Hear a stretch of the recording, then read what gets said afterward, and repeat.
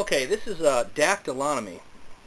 Dactylonomy is an archaic counting modality that people used merely with their fingers, or entirely with their fingers, and in some cases with your toes as well.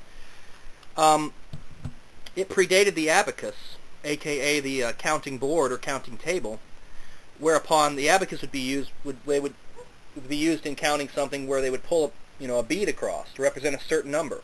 And then after they would, like you're counting by fives, 5, 10, 15, 20, 25, 30, you'd pull that many beads down, whatever. Now, nowadays we would just use tally marks. You have a pencil and a paper or a notepad or whatever, and you put down a colonnade of 4, tally marks, and then when you get to 5, you just put a slash through the whole thing. And then that represents one little group or grouping, and then you would put another, and after you get 5 more, you'd have another grouping. But back then, in days of yore, historic days of yore, they didn't always have pencil and paper. They didn't always have an abacus. Which I believe the abacus came out in like the 1350, something like that, if memory serves, somewhere around in there. But back then they had to use their fingers, and there was a method of using, both hands, and I'm going to explain how it works in a minute here. But I want to point something out, that you can't you can't go into the big numbers. Like, for instance, the thousands, millions, billions, and then beyond. And numbers go way higher than just a million, billion. Numbers are infinite. Okay, you got million, billion. Let me just go over the names of some of these higher numbers just for the sake of, because I used to study this all the time. I used to think this was just a real, intriguing study. Numbers, million, billion, trillion, quadrillion, quintillion, sextillion, septillion, octillion, non-million, decillion, unidecillion, duodecillion, tridecillion, and on and on and on. You go to a Googleplex. A centillion is a 1 with 303 zeros. Okay, a decillion is a 1 with 33 zeros. But you can't use dactylonomy to count that high. If you use your fingers, you can count tens. You can count, up into the hundreds. If you use your toes as well, you can count up into the thousands. But it's a good method of counting. Let me explain how it works. On the left hand, the thumb would represent 50, and each finger would represent 10. Index finger, middle finger, pinky would each represent 10. On the right hand, the thumb represented 5, and then each finger represented 1. So let's say you were going to count 96. You got a bunch of people out. You're counting heads, and you want to record the count at 96.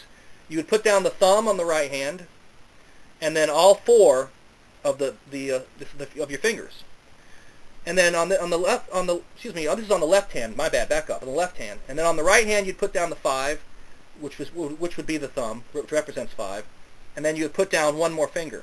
So you just put down 50, 60, 70, 80, 90, 95, and then one more finger, 96. You'd have 3 fingers. That would be erectile.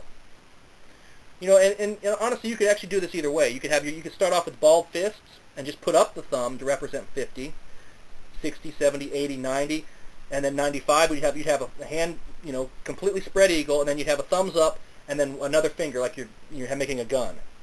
And that would represent, each finger that's up would represent, the designated number: 50, 60, 70, 80, 90, 95, 96.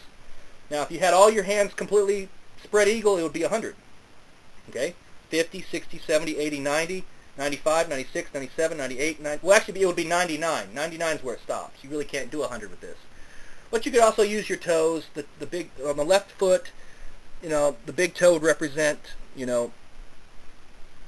500, and each little toe would represent, 100. On the right foot, the big toe would represent 5,000. Each little toe would represent 1,000. But technically, you don't have to go that high and beyond, because you're not going to be able to count that high anyway in like a single setting. So you would only really need the hands. So that's a method of counting without having any paper, without having any pencil, without having an abacus or a chalkboard with putting up tally marks. Once again, let me repeat it one more time. On the left hand, the thumb represents 50. Each finger represents 10. On the right hand, the thumb represents 5. Each finger represents 1. So let's do one more number with this, and then I'll close. Okay, 48. Okay, 48. You would just put down the 4 fingers. The thumb would not, the thumb would not change. And then on the other hand, you put down the 5, the thumb, which represents 5, and then 3 fingers. So you have 1, 10, 20, 30, 40, 45, 46, 47, 48.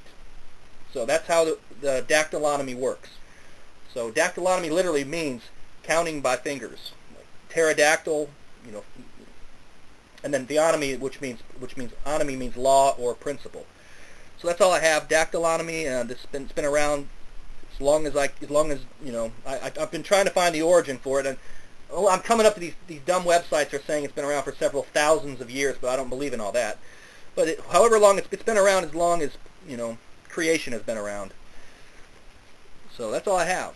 Because I don't support or espouse evolution and all that garbage. So that's all I have. Believe it or not, I just kind of gave you kind of the rough outline of how this dactylonomy works. Technically, they would go into the knuckles and the bones of the fingers, and back then they could actually count up to 9,999, but I didn't feel like I should get that technical. That's all I have. Dactylonomy, that's a method of counting that's you can use anywhere.